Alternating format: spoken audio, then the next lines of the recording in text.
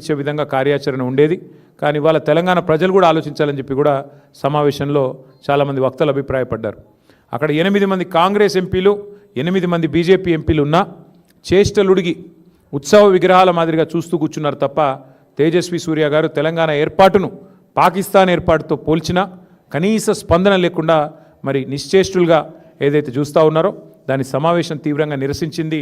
తెలంగాణ ప్రజలు దయచేసి తెలంగాణ పార్టీ ఎంపీలు బీఆర్ఎస్ ఎంపీలు లేని లోటు ఏ రకంగా ఉందో ఆలోచించాలని చెప్పి కూడా ఈ సమావేశంలో చాలామంది వక్తలు అభిప్రాయం పడడం జరిగింది. తెలంగాణ పౌరుషం తెలంగాణ చావదచ్చిన కాంగ్రెస్ బీజేపీ ఎంపీల నిష్క్రియాపరత్వం పైన కూడా ఈ సమావేశంలో నిరసన వ్యక్తమైంది. అట్లాగే మరి అన్ని రాజకీయపరమైన అంశాలతో పాటు ముఖ్యమైన మరొక అంశం మన కేంద్ర ప్రభుత్వం తీసుకున్న నిర్ణయం. ఈ మహిళా రిజర్వేషన్ బిల్లుని మరి వారు ఉద్దేశపూర్వకంగానే అడ్డుకున్నట్టుగా కనబడ్డది. అల్టిమేట్గా చూస్తే డీలిమిటేషన్తో ముడిపెట్టి మరి అనవసరంగా లేని ఒక కార్యక్రమం స్టార్ట్ చేసి మొత్తానికి మహిళా లోకాన్ని దేశంలోని అందరి ప్రజల్ని కూడా గందరగోళంలోకి ఏదైతే భారతీయ జనతా పార్టీ ప్రభుత్వం నెట్టిందో మరి 30 ఏళ్ళుగా ఈ మహిళా బిల్లుకు సంబంధించిన చర్చలు జరుగుతూనే ఉన్నాయి. మరి మేము కూడా గతంలో ప్రభుత్వంలో ఉన్నప్పుడు చట్టసభల్లోనే మేము తీర్మానాలు కూడా చేసినాం.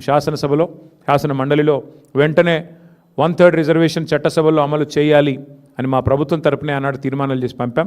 ఈ సమావేశం ద్వారా కూడా మా పార్టీ యొక్క విస్తృత స్థాయి సమావేశం ద్వారా కూడా మహిళా రిజర్వేషన్ల విషయంలో పూర్తి చిత్తశుద్ధిని మళ్ళీ వ్యక్తం చేస్తూ తప్పకుండా వెంటనే కేంద్ర ప్రభుత్వం కూడా ఈ విషయంలో సానుకూల నిర్ణయం తీసుకొని రిజర్వేషన్లను వెంటనే అమల్లోకి తీసుకొని రావాలని చెప్పి కూడా మరి ఈ సమావేశంలో తీర్మానం పాస్ చేయడం జరిగింది.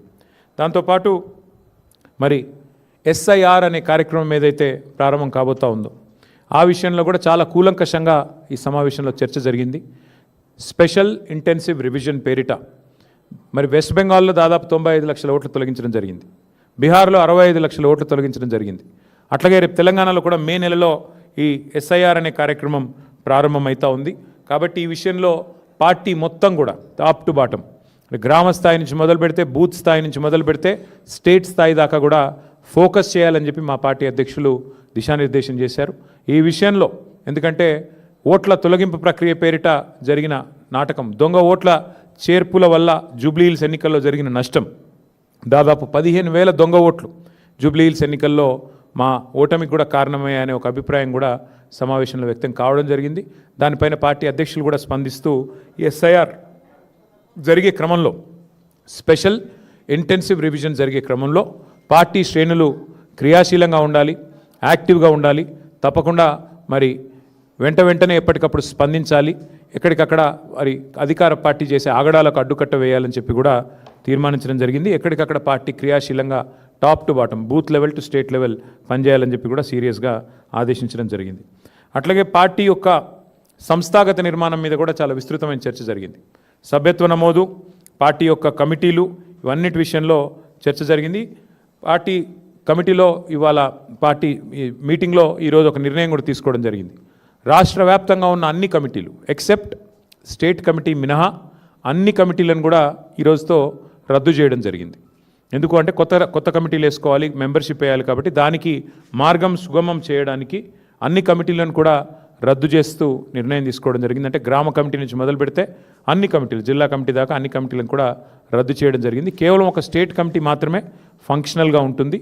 ఆ స్టేట్ కమిటీ ఆధ్వర్యంలో మెంబర్షిప్ కార్యక్రమానికి పోతాం. రాష్ట్ర వ్యాప్తంగా మరి ఈ మెంబర్షిప్ కార్యక్రమాన్ని కూడా రెండు మార్గాల్లో చేస్తాం. ఆన్లైన్ మరియు ఆఫ్లైన్. అంటే ఆన్లైన్ అంటే డిజిటల్ మోడ్లో, ఆఫ్లైన్ అంటే మరి పుస్తకాల ద్వారా, మెంబర్షిప్ పుస్తకాల ద్వారా 2 మార్గాలుగా తప్పకుండా చేస్తాము. మా ఆలోచనల్లో ఒకటే, రాశి కంటే వాసి ముఖ్యం.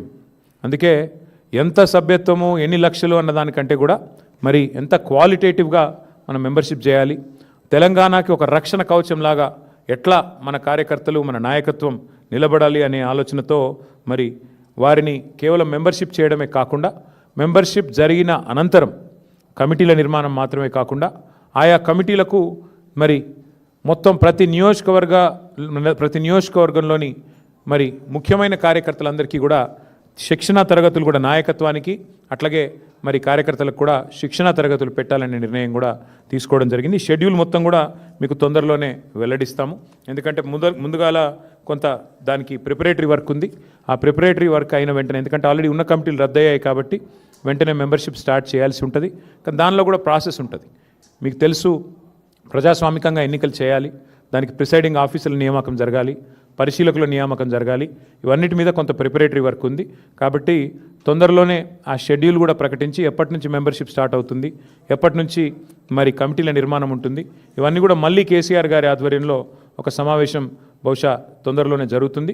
ఆ సమావేశంలో ఆ పుస్తకాలు ఇవ్వడం, మెంబర్షిప్ పుస్తకాలు, ఇంకా మిగతా కార్యక్రమాలు, మిగతా సంస్థాగత నిర్మాణం, శిక్షణా తరగతుల డేట్లు ఇవన్నీ కూడా అనౌన్స్ చేయడం జరుగుతుంది. అది కూడా తొందరలోనే చేయబోతూ ఉన్నాం.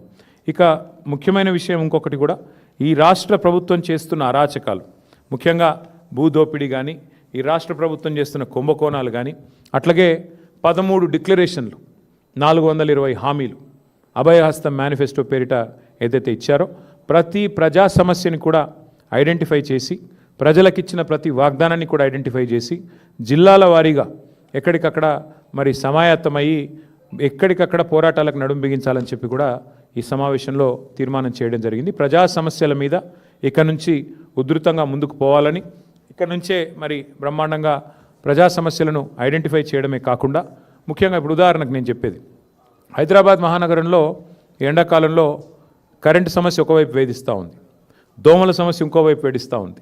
అట్లాగే మంచినీళ్ళు, ఇవాళ ఎక్కడో కాదు, కేసీఆర్ గారి ఇంట్లోనే మంచినీళ్ళ ట్యాంకర్ పెట్టుకుని నీళ్ళు తెచ్చుకునే పరిస్థితి వచ్చింది. అంటే ఈ రకమైన వ్యవహారం ఈరోజు రాష్ట్ర వ్యాప్తంగా ప్రతి ఇంట్లో ఉంది, ప్రతి సామాన్యుడికి కూడా ఇదే కష్టం ఉంది. కాబట్టి ఈ ప్రభుత్వం వచ్చినాక కుప్పకూలిపోయిన వ్యవస్థలు, మరి ప్రజలకు ఉన్న అవస్థలు, ఇవన్నిటిని దృష్టిలో పెట్టుకొని జిల్లాల వారీగా ఎక్కడికక్కడ మరి మా నాయకత్వం సమావేశం అవుతుంది. జిల్లాల వారీగా మా నాయకులందరూ కూడా సమన్వయం చేసుకొని ఇష్యూస్ ఐడెంటిఫై చేసుకొని ముందుకు పోవాలని చెప్పి